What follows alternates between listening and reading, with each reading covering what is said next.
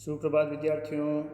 आज का हमारा इतिहास का ऑनलाइन वीडियो बीए पार्ट तृतीय वर्ष के सेकंड प्रश्न पत्र विश्व इतिहास के अंतर्गत बाल्कन युद्ध से संबंधित है।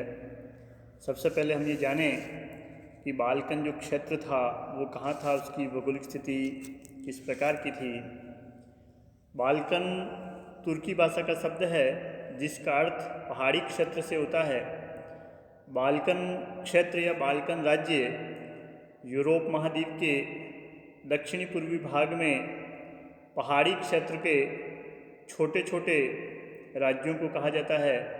इन छोटे छोटे राज्यों में यूनान, यूगोस्लाविया, बल्गारिया, अल्बानिया, मैसिडोनिया, मोंटेनिग्रो इत्यादि राज्य है जो अनेक पहाड़ियों के अस्तित्व के कारण छोटे छोटे देशों का रूप इन्होंने ले लिया है। इस बाल्कन क्षेत्र का जो क्षेत्रफल है वो लगभग 5.5 लाख वर्ग किलोमीटर है। यह बाल्कन क्षेत्र तीन ओर से समुद्र से घिरा हुआ है। इसके पूर्व में काला सागर है, ईजियन सागर है और मरमरा सागर है। दक्षिण में भूमध्य सागर और पश्चिम में इयोनियन तथा एड्रियाटिक सागर है। इसके उत्तर में सावा, कूपा और डेन्यूब नदियाँ बहती है। इस प्रकार इसके उत्तर में एक प्रकार से ऑस्ट्रिया का राज्य था जिसके हित इस बाल्कन क्षेत्र में निहित थे। दूसरी ओर यहाँ की जो जातियाँ थी, स्लाव जातियाँ, वो रूस से संबंधित थी, तो रूस के भी इस क्षेत्र में अपने राजनीतिक हित निहित थे।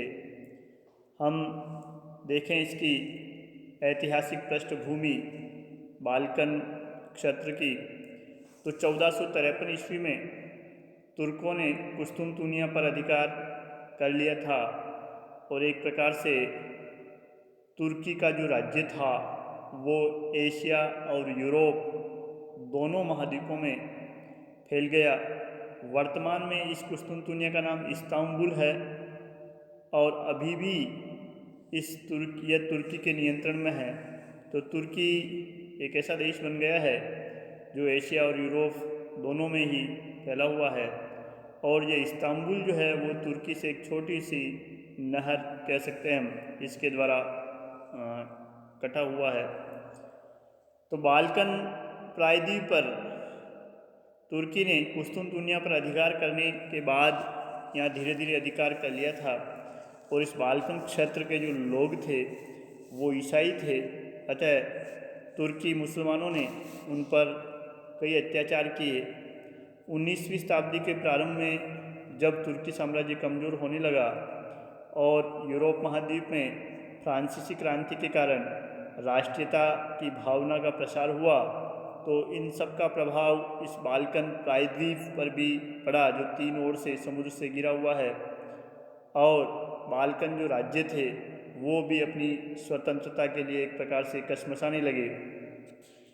बाल्कन क्षेत्र में स्वतंत्रता का प्रारंभ 1829 में यूनान की स्वतंत्रता से प्रारंभ हुआ और इसी से पूर्वी समस्या का प्रारंभ माना जाता है। तो विश्व इतिहास में जब हम पूर्वी समस्या की बात करते हैं तो वो बाल्कन प्रदेशों से संबंधित है और इस पूर्वी समस्या को लेकर के कई बार तुर्की और रूस के मध्य युद्ध हुए थे और ये क्रीमिया का युद्ध हमने पिछले वीडियो में पढ़ा था, वो इसी पूर्वी समस्या या बाल्कन क्षेत्र से संबंधित था। क्रीमिया के युद्ध के बाद जब 1856 में पेरिस की संधि हुई तो इस संधि में तुर्की ने ये वादा किया कि वह अपनी ईसाई प्रजा के साथ अच्छा आचरण करेगा और ईसाइयों की उन्नति के प्रत्येक प्रकार से प्रयत्न करेगा, लेकिन उसने ईसाइयों पर अपने जुल्म व अत्याचार जारी रखे, जिससे बाल्कन राज्यों में सर्वस्लाववादी आंदोलन शुरू हुआ और 1875 ईस्वी में तुर्की के अत्याचारों के विरुद्ध बाल्कन राज्यों में पुनः विद्रोह भड़क उठे और इसका लाभ उठा करके रूस ने 24 अप्रैल 1877 को बाल्कन राज्यों के समर्थन में तुर्की के विरुद्ध युद्ध शुरू कर दिया। शीघ्र ही तुर्की सभी मोर्चों पर पराजित हुआ और रूस के साथ वह मार्च 1878 में सैन स्टीफेनो की संधि करने के लिए बाध्य हुआ। इस सैन स्टीफेनो की संधि के तहत कई बाल्कन राज्य स्वतंत्र हो गए और कई स्वशासित कर दिए गए। एक प्रकार से हम ये कहें कि सैन स्टीफेनो की संधि ने तुर्की साम्राज्य को छिन्न भिन्न करके कमज़ोर कर दिया। सैन स्टीफेनो की संधि से जब रूस के प्रभाव में वृद्धि हुई तो यूरोप के अपने महान राज्यों या बड़े राज्यों, विशेष तौर से इंग्लैंड, फ्रांस और ऑस्ट्रिया ने रूस को युद्ध की धमकी देते हुए उसे बर्लिन की संधि करने पर बाध्य किया। इस बर्लिन की संधि ने पूर्वी समस्या को और भी जटिल बना दिया। रूस तथा बाल्कन जो स्टेट थे वो इस बर्लिन की संधि से असंतुष्ट हो गए और एक प्रकार से हम कहें इसी बर्लिन की संधि में बाल्कन युद्ध के कारण निहित थे, तो कोई अतिशयोक्ति वाली बात नहीं होगी। बाल्कन प्रदेश में विभिन्न राष्ट्रों के अपने अपने राजनीतिक हित विद्यमान थे। रूस बाल्कन प्रदेश में प्रारंभ से ही रुचि रखता था। इसका प्रमुख कारण यह था कि वह तुर्की को परास्त करके काले सागर पर अपना प्रभाव स्थापित करना चाहता था। ऑस्ट्रिया एक साम्राज्यवादी राज्य था, वह भी तुर्क साम्राज्य को कमज़ोर बनाकर उसके कुछ क्षेत्रों को हड़प करने की नीयत रखता था। अतः वह नहीं चाहता था कि रूस का प्रभाव इस क्षेत्र में बढ़े। इंग्लैंड का रुख पूर्वी समस्या के प्रारंभ से ही तुर्की का समर्थन करने का था। इंग्लैंड नहीं चाहता था कि रूस का प्रभाव भूमध्य सागर व स्वेज नहर पर स्थापित हो, ताकि वह उसे भारत के साम्राज्य के लिए उसके लिए खतरा बन जाए। जर्मनी प्रारंभ में तो बाल्कन प्रदेशों में उसकी कोई रुचि नहीं थी, लेकिन बर्लिन की संधि के बाद जब बिस्मार्क को लगा कि फ्रांस तो उसका शत्रु था ही, रूस भी उसका शत्रु बन गया है, तो उसका झुकाव ऑस्ट्रिया की ओर हुआ और बाल्कन राज्यों के प्रति उसकी नीति में परिवर्तन आया और उसने तुर्की के सुल्तान की मदद करने का निर्णय किया और एक प्रकार से बर्लिन बगदाद रेलवे बनाने की तुर्की के सुल्तान ने स्वीकृति भी दे दी। तो इस प्रकार इन छोटे छोटे बाल्कन राज्यों को लेकर के, इस बाल्कन क्षेत्र को लेकर के यूरोप की बड़ी शक्तियों के अपने अपने महान हित थे। हम देखते हैं कि बाल्कन युद्ध से पूर्व इन बाल्कन राज्यों ने एक बाल्कन संघ का निर्माण किया 1912 में। यह तुर्की, ऑस्ट्रिया और जर्मनी के विरुद्ध था और इस बाल्कन संघ में सर्बिया, बल्गेरिया, यूनान एवं मोंटेनिग्रो सम्मिलित थे। बाल्कन संघ एक सैनिक संगठन था और इसकी स्थापना में रूस का समर्थन था। एक प्रकार से ये संघ स्लाव जाति का था और रूस इनका संरक्षक बन रहा था। दूसरी ओर रूस ने इस बाल्कन संघ के द्वारा ऑस्ट्रिया और जर्मनी का इस क्षेत्र में प्रभाव को रोकने के लिए भी प्रयोग किया। तो एक प्रकार से हम कहें कि बाल्कन संघ जो है इसका निर्माण ऑस्ट्रिया व जर्मनी के विरुद्ध भी तुर्की के साथ साथ हो गया था। बाल्कन युद्धों के कारणों की हम बात करें तो बाल्कन युद्धों के कारणों में पहला कारण हमारे सामने आता है कि फ्रांसीसी क्रांति के बाद यूरोप में राष्ट्रीयता की भावना का विकास हुआ और इसी कारण हम 19वीं शताब्दी को राष्ट्रीयता की शताब्दी भी कहते हैं। तुर्की के सुल्तान के अत्याचारों से उत्पीड़ित होकर के ईसाई जनता जो है तुर्की के शासन से स्वतंत्र होने का प्रयास करने लगी। सर्बिया व यूनान 1878 से पूर्व ही तुर्की के आधिपत्य से स्वतंत्र हो चुके थे। बल्गारिया, बोस्निया, हर्जेगोविना इत्यादि राज्य भी तुर्की से स्वतंत्र होने का प्रयास कर रहे थे। तो बाल्कन के लगभग सभी देश राष्ट्रीयता की भावना से प्रेरित होकर के के सुल्तान से या तुर्की की दास्ता से मुक्त होने का प्रयास कर रहे थे। दूसरा जो इन बाल्कन युद्धों का कारण था वो ये था कि तुर्की का जो सुल्तान था वो अपनी ईसाई प्रजा पर काफ़ी अत्याचार करता था। 1856 की पेरिस की संधि और 1878 में बर्लिन की संधि के द्वारा भी उसने अपनी ईसाई प्रजा के साथ अच्छा व्यवहार करने का वादा किया था, मगर उसका ईसाई जनता पर एक प्रकार से अत्याचार जारी रहा और वह शासन सुधार के लिए भी तत्पर नहीं था। इन अत्याचारों के कारण ही मोंटेनिग्रो, बोस्निया हर्जेगोविना और बल्गारिया, मैसेडोनिया इत्यादि में ईसाई किसानों ने तुर्की के शासन के खिलाफ विद्रोह किया था। तुर्की का भ्रष्ट शासन भी बाल्कन युद्ध का एक अप्रत्यक्ष कारण बन गया। सेना में भ्रष्टाचार व्याप्त था। धार्मिक नेता धर्म के नाम पर ईसाई प्रजा पर जुल्म करते थे और वो प्रशासन को प्रभावित भी करते थे। तुर्की के राजकीय कर्मचारी जो थे वो जनता पर मनमाना कर लाद करके उन पर एक प्रकार से आर्थिक अत्याचार करते थे। तो इस भ्रष्ट शासन से भी इस बाल्कन क्षेत्र की ईसाई प्रजा एक प्रकार से हम कहें उगता गई थी और इस बाल्कन प्रदेश के ईसाइयों ने तुर्की से मुक्त होने का प्रयास किया। मैसेडोनिया को हम बाल्कन युद्ध का प्रमुख कारण मान सकते हैं। पहले तो मैसेडोनिया के कारण बाल्कन राज्यों में आपस में वैमनस्य उत्पन्न हुआ।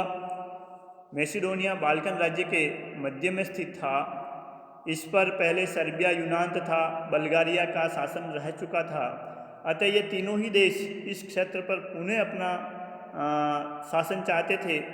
यहाँ के निवासी तो बल्गार थे पर वह ग्रीक चर्च के अनुयायी थे।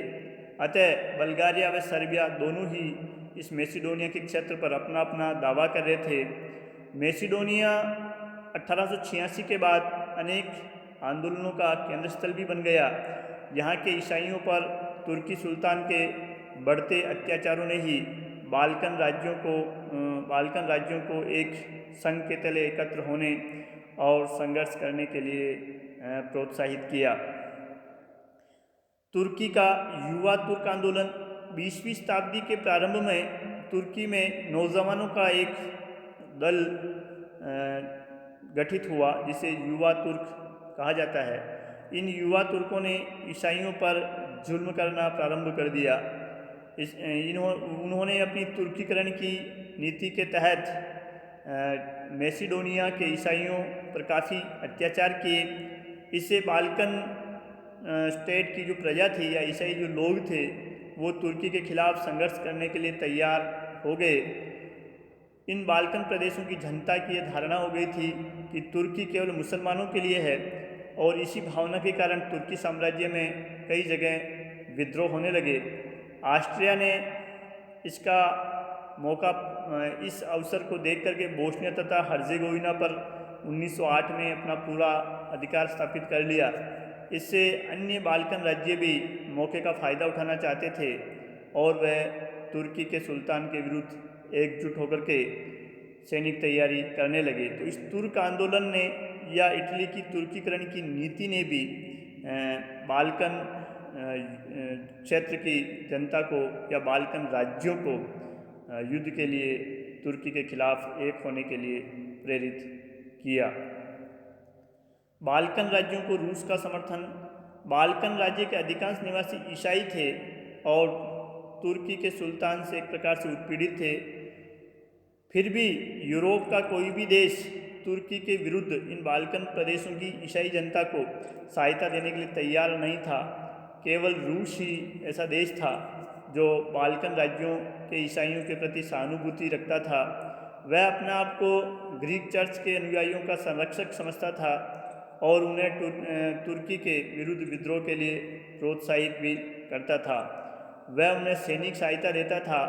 बाल्कन संघ की स्थापना भी रूस के समर्थन और उसकी सहायता से भी हुई थी। तो एक प्रकार से हम कहें कि बाल्कन जो युद्ध थे वो उनमें अप्रत्यक्ष रूप से रूस का सक्रिय सहयोग था।